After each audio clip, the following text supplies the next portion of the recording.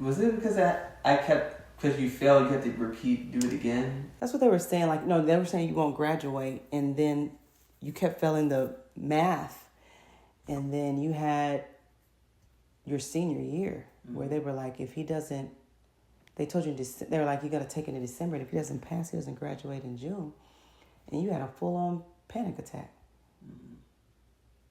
And every time, because I also, wherever you went to school, that's where I would work, and they would always say, we only have one testing, and I knew it was you in the entire school. Every time they would be like, testing is over, but they would like email and say, we only have one left test. I'm like, I know that's my son. I know that's Jaden.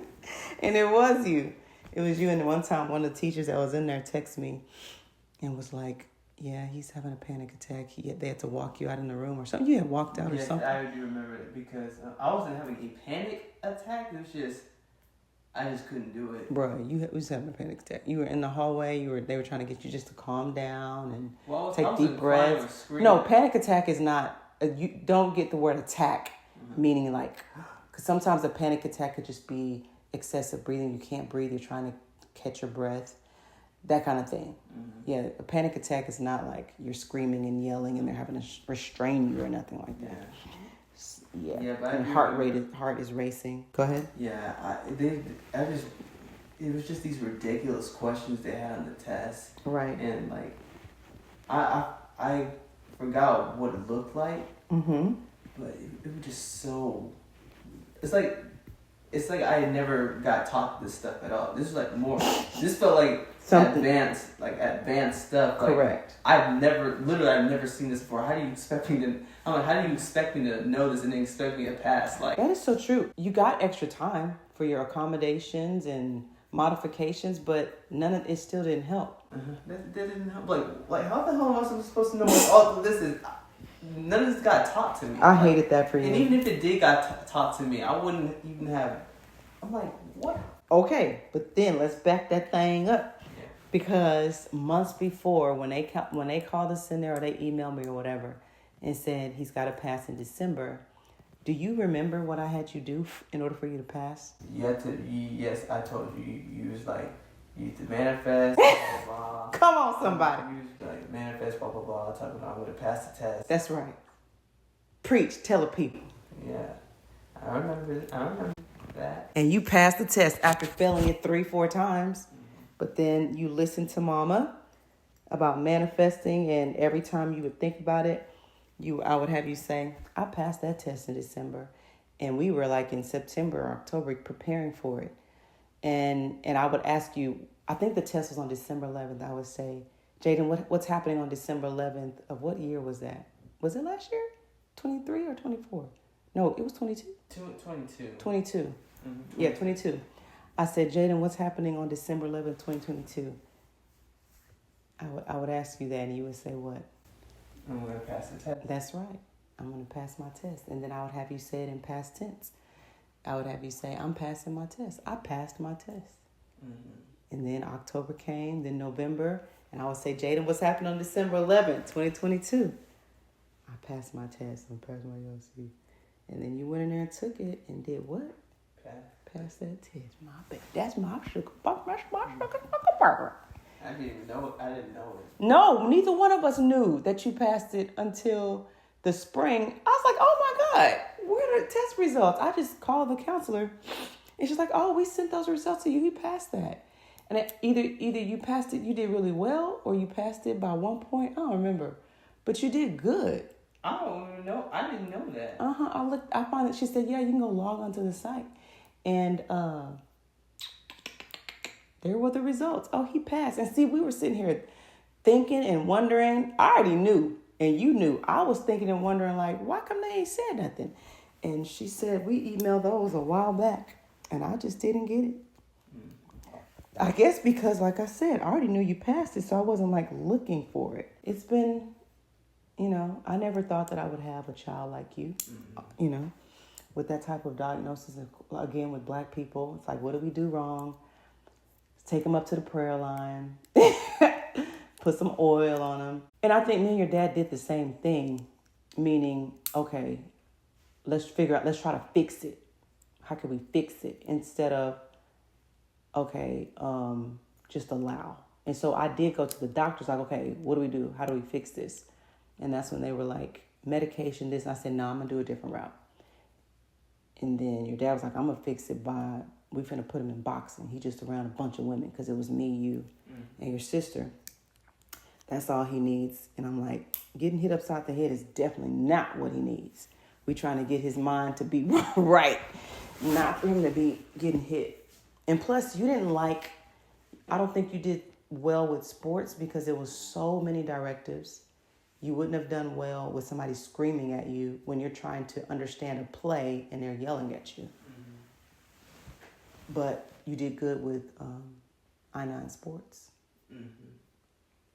because everybody won there. You know, it wasn't about competition. Oh, but what about Kickstart? Kickstart, you kicked butt. Yeah. That's where you excelled. That was I would have to say that was my best. That definitely was my best. Right, because you. I should have joined in 6th grade. I don't know why I went to gym. Why you went to gym? You could have chosen Kickstart? I think. Well, I'm not sure if I could have. I'm not sure.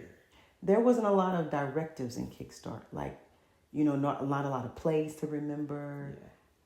But it taught me a lot of discipline. Like discipline taught me. It taught me a motivation. It gave me more motivation. It's like you felt more in a positive space there than you did in the regular gym class. Right, and that's what I'm saying. That's why it was like more like I felt like I belonged there. Right. Than I did in gym. It got me not only did it get me away from that, because that's not really what the point was, but it gave me something to like love for once. It was like I feel like it was like kind of the light in the dark for me in the middle school. That's good because in regular sports, boys are different. Like they cuss at each other, they roast each other, and if you would have had a bad game, they talk bad to you, and that's just not who you are, or like that's not the energy and the atmosphere that you thrive in. Yeah, but with this one, they didn't accept it. We all supported each other. That's exactly. We all supported each other. And what are you doing? I'm looking at your dry skin. She ain't putting no lotion on, but keep going. Okay. I have to repeat myself. 19 years, still repeating myself. Go ahead. Okay. I'm just saying. I'm gonna take a shower. I understand. But we didn't do that. Right. Not in this school. We actually like supported each other and lifted each other up. What are the karate teachers' names? Are they Mr. Nunez? Like no, but are they generals? Are they wizards? Like what are their names? Wizards. I don't know. What are their names? Matt the Magistai? What? I don't know. What? What are you talking about? We just called them Mr. Oh, just their name. Okay, I thought they would have like some prestigious name because they're the. No. They're just called Mr. and Mrs. just like every other teacher. Okay. But I do remember that each time we were into the room, we also do like a quick little bow. Like a quick little bow. I remember that. And then walk in, quick little bow, come in, sit, grab your gear, sit down. When you come into my room from now on, I want you to bow, just like that. No. Okay. So yeah, I just thought that like in ROTC, they have sergeant and colonel. I thought the Kickstart guys. Yeah, but you did great in that. We had to say sir and ma'am. Okay, sir and ma'am. That's no issue because you've always done that. You've always sir done and ma'am. Sir and ma'am. Yeah, but sad day I had to go. Yeah. Oh my God. And you do. You say sir and ma'am to me. You give me hugs and kisses every night in the morning. You're a great guy. Oh wait, gotcha. But let me tell you, let me tell you though, I believe it's because I kept you in positive environments. I think that's very important. I wouldn't let you get into those kind of sports.